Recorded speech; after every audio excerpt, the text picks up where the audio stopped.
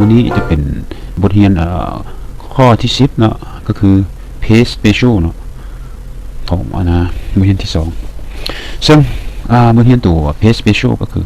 copy ข้อมูลแล้วเอามา pass เพราะมันจะมีหลายอย่างเนาะยกตัวอย่างว่าเวลาครับเจ้า copy นี้เนาะจะไปคลิกขวานะมันจะมีอยู่ option ว่า paste special เนาะpaste special ตัวนี้มันจะมีหลายเครื่องมือเนาะแต่วันนี้เขาเจ้าจะเบิ่งแล้วก็จะสอนเพียงแต่ตัวจำเป็นแล้วก็ใส่หลายซื่อๆเนาะตัวอื่นแต่หมดนี้ก็จะมาสอนเนาะยกตัวอย่างว่าถ้าพระเจ้าเลือกก็คือโอเคแปลว่าเขา copy มาซื่อๆเนาะ copy มามีตัวเลขใดมีอย่างก็ copy มาเนาะวันนี้อันที่2เขาไป copy special ไป formula ก็คือเอาแต่สูตรอะไรมาเนาะ copy มันจะบ่มีเส้นบ่มีอย่างคือสูตรมันบ่ได้มีสูตรอยู่นี่เนาะมันมีที่ตัวเลขเนาะตัวอย่างว่าข้าพเจ้าเขียนสูตรเท่ากับตัวอย่างว่าเอาตัวนี้คูณตัวนี้ซะเป็นสูตรเนาะข้าพเจ้ามีสูตรแบบนี้วันนี้เรามา paste formula คือเก่านี่ paste formula ปุ๊บเห็นบ่อันนี้จะบ่เป็นตัวนี้ละสังเกตนะบ่อันนี้พวกนี้บ่มีสูตรเลยมันก็ paste มาแต่ตัวนี้มันจะหมายความว่านี่จะย้ายมาเป็น m คูณ nมันจะย้ายมาเป็นตัวนี้ก็คือเวลาเราคลิกขวานี่นะเวลาตัวนี้มันจะบอกว่าสูตร e f นี่คูณกันเด้อสิเวลาเรา paste สินี่มันก็จะบอกไปยับไปอีก2ห้องนี่ว่านี่มันนี่คูณกันเด้อสินะยกเว้นเพียงแต่ว่าเราล็อกไว้เนาะเราล็อกไว้ล็อกไว้เวลา copy มาสินี่ก็จะเป็นล็อกมันจะล็อกแล้วบ่มันก็จะบ่ยับเนาะซึ่งบางคนท่านเวลาบ่มีสูตรล็อกไว้นะเวลาเขา copy แล้ว paste เป็น formula มันจะไปเอาที่สูตรเนาะอันนี้เป็นการ paste formula ต่อมาการpaste special ตัวที่3ก็คือ value ก็คือเอาตัวเลขมันจะบ่สนว่ามีสูตรบ่สนว่ามีหยังมันเอาแต่ value ก็คือเอาแต่ตัวเลขมานี่นะคนบ่สนว่ามีเส้นมีหยังมีสีมีหยังตัวอย่างนี้มีสีเนาะทาสีก่อน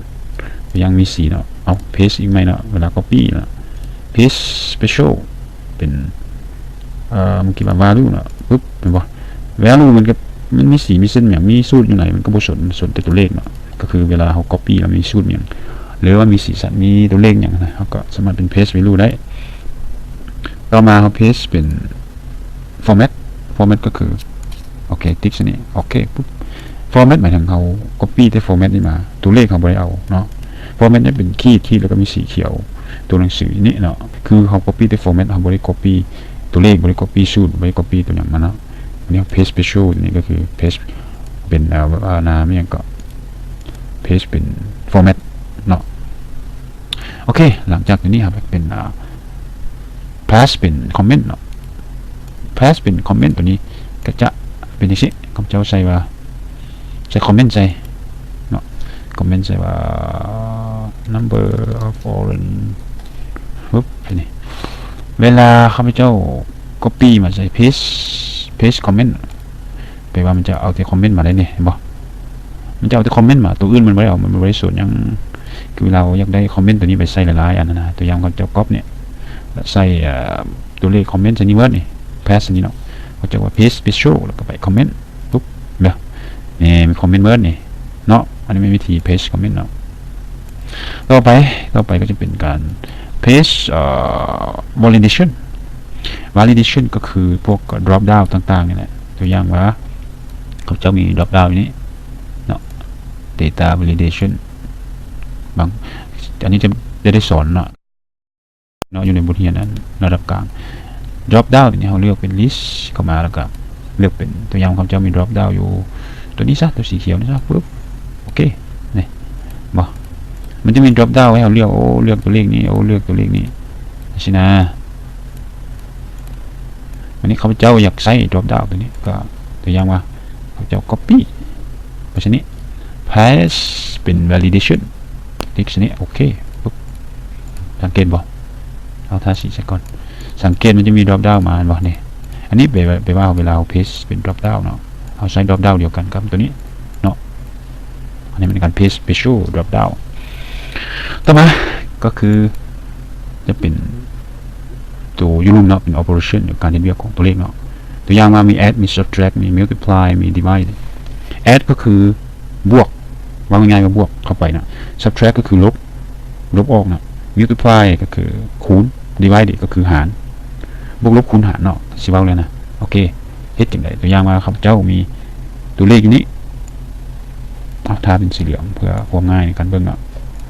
ครับเจ้าว่าโอ้อยากคูณเข้าไปอยากเติมเข้าไปตัวเลขนี้คูณละ10คูณละ10คะแนนนะเฮ็ดจังได๋เพราะว่าบ่อยากขี่ซะเด้มีขี่ใส่ไปเอาเติมใส่10ก็ขี่50 เนาะเติมใส่10ก็ขี่86ขี่40เติมใส่10อีกก็เป็น77จังซี่นะซึ่งมันมีหลายตัวเลขเด้ก็ต้องได้ใช้สูตรตัวนี้เอาเติมใส่10เขียน10ใส่นี้ก่อนเนาะก็ copy ปุ๊บ copy 10นี่เนาะแล้วก็ไปทาตัวนี้ทาตัวสีเหลืองตัวเลขที่เราอยากเติม10เข้าไปนะแล้วก็คลิกขวานะแล้วก็ paste special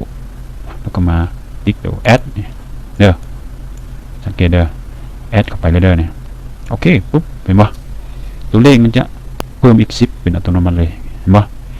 อันนี้เป็นการเพิ่มเข้าไปเนาะต่อมาก็จะเป็น copy 10เข้าไปแล้ว paste special เข้าไปตัวที่2ก็คือ subtract ก็คือลบหมายความว่าเขาจะอยากลบ10อีกจากแต่ละตัวนี้นะจะลบ10ออกไปได้ subtract โอเคปุ๊บเห็นบ่ตัวเลขจะถูกลบออกไปทีละ10นี่อันนี้เป็นการเฮ็ดแบบอัตโนมัติเนาะต่อมา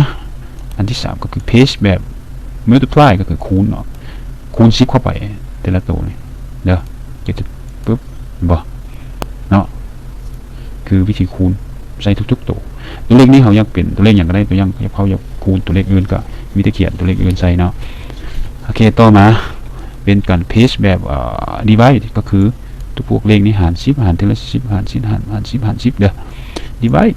เลขหาร10ก็ออก 7.1 7.63 6.7 8.4 ใช่นะนี่เป็นการหารเนาะแต่ละตัวนี้จะถูกหารโดย10เนาะจบตัวนี้การเรียนละสูตร paste special นะซึ่ง paste special มีหลายอย่างคือว่า formula ก็คือการ copy แล้วก็เอาแต่สูตรนะ value ก็คือเอาแต่ตัวเลขหรือว่าตัวหนังสือเนาะ format ก็คือเอาแต่ format มาจะเป็น C หรือว่าเป็นหุบห่างกันได้ก็ค่อยเอามา comment ก็คือ copy ตัว comment เนี่ยมาเนาะ validation ก็คือ copy ตัว drop down เนาะ drop down คือมีปุ่มกดละเลือกมานะเลือกตัวหนังสือเลือกตัวเลขนะเป็น copy มาเนาะต่อไปก็เป็น add ก็คือบวก subtract ลบคูณหารเนาะเข้าไปส่วนพวกนี้ก็จะ skip เนาะบ่สอนให้เนาะเพราะว่ามันบ่สำคัญปานใดแล้วก็มันมีการใช้อยู่แต่ว่าอันนี้ก็ไปเรียนรู้เองเนาะมันก็บ่ได้ยากหรอกคล้ายๆพวกนี้นี่แหละต่างแต่ว่าเขาต้องรู้ว่าcopy เอาแต่ border เอาแต่ theme บ่เอาแต่ column บ่อย่างต่างๆนะเนาะรู้พวกนี้ก็ถือว่าสุดยอดละใช้หลายที่สุดในพวกนี้อันต่อมาจูสุดท้ายเป็น paste transpose ตัวนี้มันเขาจะสอนไปแล้วเรื่องการเปลี่ยนตั้งเป็นลงนอนเป็นลงตั้งนะก็อยู่ในบทเรียนintermediate นั่นแหละแล้วก็มาตอนนี้สำหรับการ paste special เนาะโอเคขอบใจ